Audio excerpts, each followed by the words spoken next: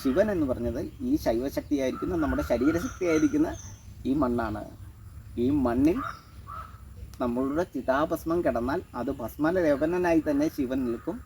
ഒരിക്കലും ഭസ്മം ശരീരമാക്കുകയില്ല. ശരീരമാക്കണമെങ്കിൽ ശ്രീ പാർവതിയായിരിക്കുന്ന ജലം വിചാരിക്കണം. ജലം വിചാരിച്ചാൽ മാത്രം പോലെ ജലം പെർമിഷൻ കൊടുത്തുകൊണ്ട് വൈഷ്ണവ ശക്തി തൻ്റെ വൈകുണ്ഠ ലോകത്തിലേക്ക്, തൻ്റെ ശരീരത്തിലേക്ക്, നാരായണനിലേക്ക് ഈ ചിതാഭസ്മത്തെ ആവാഹിച്ച് അത് ഒരു വർഷത്തോളം വൈകുണ്ഠലോകം പോകുന്നു കേട്ടിട്ടില്ലേ മരിച്ചു കഴിഞ്ഞാൽ?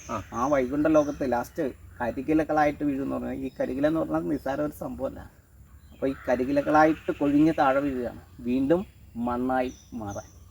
അപ്പോൾ ആ മഹാവൃക്ഷ പ്രകൃതി നമുക്ക് ഓക്സിജൻ തരുന്ന, നമുക്ക് മഴയെ തരുന്ന, നമുക്ക് ആരോഗ്യത്തെ തരുന്ന, നമുക്ക് ഔഷധത്തെ തരുന്ന, നമുക്ക് ആയുസ്സിനെ തരുന്ന, നമുക്ക് സർവ്വജീവനാംശവും തരുന്ന ഈ മഹാവൃക്ഷ പ്രകൃതിയെ നമസ്കരിച്ചതിന് ശേഷം മാത്രമാണ് ഈ അയ്യപ്പൻ്റെ പൂങ്കാവനത്തിലേക്ക് നമുക്ക് കയറാൻ.